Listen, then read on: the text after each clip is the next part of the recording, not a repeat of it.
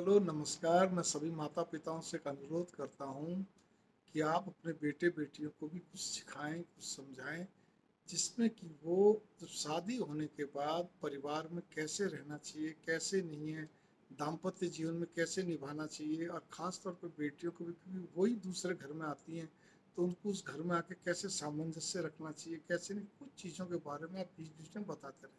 लेकिन इस पे मेरी वीडियोस बहुत हैं। अगर आप देखेंगे प्ले लिस्ट के अंदर दाम्पत्य जीवन संबंधित, घर जीवन से संबंधित, बहू बेटियों से, ठीक है ना, पति से, पत्नी से, ऐसी बहुत है।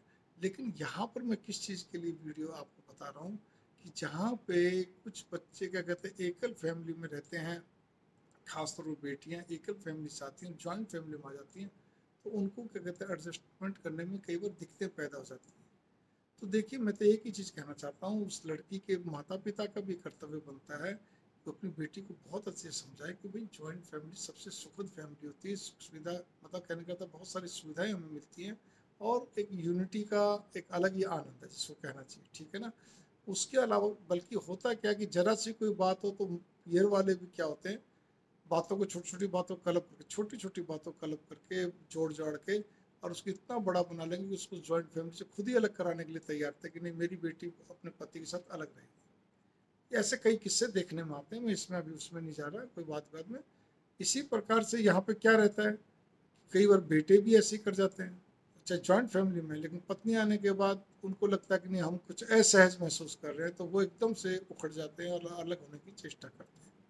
अब यहाँ पे दुविधा क्या बनती है, अभी मैंने बताया ना, मैं कुछ विषय मेरा दूसरा जो चल रहा है उस पर आप गौर करिएगा, बाकी इन विषयों को तो बहुत सारी बातें आपको वीडियो में मिल जाएंगी।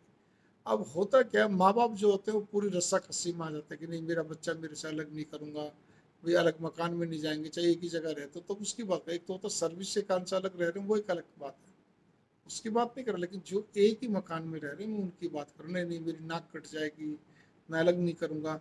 अरे भाई, अब यहाँ पर सॉल्यूशन क्या निकलता है, जब आपको लगता है पानी सिर से ऊपर चला गया या नाक से ऊपर आ गया, तब आपको समझदारी क्या रखनी चाहिए। उस बच्चे का, अगर आप सामर्थ्यवान हैं, आपके पास और मकान है या आप दिलवा सकते हैं, उसको दिलवा दो एक मकान, नहीं तो उसको कभी किराए पे चला दो, ज़्यादा अच्छा। आपके ऊपर नीचे मकान, उसका उसका अपने बेटे बहू का चूल्हा अलग कर दीजिए।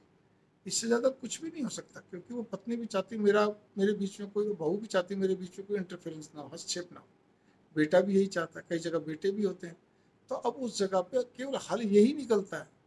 मतलब मैं ये उस स्थिति बता रहा हूँ जिस समय आपने सब तरह से आप हार चुके हो, थक चुके हो, समझा कर, प्रयत्न करके सारे पापड़ आपने बेल लिए। कई बार तो बहुएं जो रूठ के पियर जाके बैठ जाती हैं, सारी चीज़ आती है। मैं अभी इस चीज़ पे नहीं जा रहा कौन सही है कौन गलत, वो नहीं, अभी बात यहाँ पर ही। मैं अब लड़के के माँ बाप की बात करता, तो लड़के के माँ बाप को क्या चाहिए, लड़के के, ठीक है ना, उसके लड़की के पति के माँ बाप को क्या चाहिए, सास, कि वो उसको अलग, क्या कहते हैं, केवल मकान से, मतलब उस घर से अलग उसका घर बसा दे। चाहे किराए का मकान लेके बसाएं, चाहे अपने आसपास हो तो वहाँ बसा ले, अपने पास जगह ऊपर नीचे साइड में आजू बाजू हो तो वहाँ बसा दे। मतलब उसका चूल्हा जो है वो अलग कर दे। चूल्हा अलग करने का मतलब उसका घर एक प्रकार से अलग हो, उस घर की मालकिन वो बहू, ठीक है। कुल मिला के वो भी यही चाहती है कि मेरे बीच में किसी प्रकार का हस्तक्षेप ना हो।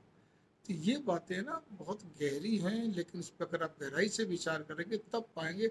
बाकी क्यों, कैसे, क्या कारण, इस पर तो बहुत सारी वीडियोज आप देखिए तो सही, तब मालूम पड़ेगा। लेकिन ये मैंने आखिरी निष्कर्ष का पॉइंट आपको बताया, ठीक है ना। इसमें मूछ का सवाल मत बनाइए, इज्जत का सवाल मत बनाइए, कोई इसमें वाली बात नहीं। बल्कि अच्छी बात है, आपके सामने बच्चे अलग अलग प्यार से रहें, तो भाई भाइयों में प्यार बना रहता है। क्योंकि कई बार तो लफड़े इस तरह के होते हैं, कई जगह खाली अगर माँ बाप भी हैं, ये है, तो जी हम अकेले, कोई बात नहीं जी, आपका सामर्थ्य है तो नौकर रख लीजिए, नहीं सामर्थ्य है तो देखी जाएगी। लेकिन वो बच्चे अब नहीं मान रहे ना। कई जगह होता है कि बेटा नहीं चाहता बिल्कुल, वो भी जिद पड़ा रहता है, बहू भी जिद पड़ी रहती है। वो रूठ के इसलिए जाती है कि मेरा पति जब मानेगा, अलग होगा, तब मैं मानूंगी। जबकि उसको ये समझाया जाता है, देख भाई, तेरे खाली सास ससुर ही था, और तो कोई है भी नहीं है, इकलौता लड़का है, अब इनकी सेवा कौन करेगा। चलो जो भी बात होगी, मैंने कहा ना, बिल्कुल ये आखिरी पॉइंट है, जब सेचुरिंग पॉइंट आ जाता है कि आप सब तरह से प्रयत्न करके थक गए, हार गए, निराश हो गए, हताश हो गए, सारे ज्योतिष पत्रा, साम दाम दंड भेद सब लगा लिया कि अब या तो ये डाइवोर्स हो जाएगा, नहीं तो ये फिर या ऐसे ही रहेंगे सारी जिंदगी। और ये तब उस जगह आप अपने जिद्दी बच्चे को भी समझा सकते हो, भाई तो हमारा मुंह छोड़, कोई बात नहीं, मिलता रहिए, अच्छी बात है, सेवा सुसमाई, लेकिन तेरा घर बसना भी बहुत जरूरी है। ये होती अकलमंदी। अक्लमंदी ये नहीं होती कि हम तो उस बहू की भी ऐंठ निकालेंगे, या अगर बेटा बहू हो तो हम इसकी ऐंठ निकालेंगे, ऐसा मत करो, ठीक है ना। अपनी मूंछ का सवाल मत बनाओ, अब आपको ही त्याग करना पड़ेगा, ये बात आप नोट कर लीजिए। मैंने पहले भी इस पर कई बार कहा ना कि कई बार तो बच्चे अपनी मर्जी से विवाह जो चाहते हैं, अपने हिसाब से चाहते हैं, उसमें इतने जिद पड़ जाते हैं कि मरने मिटने को तैयार हो जाते हैं और आपको झुकना पड़ता है।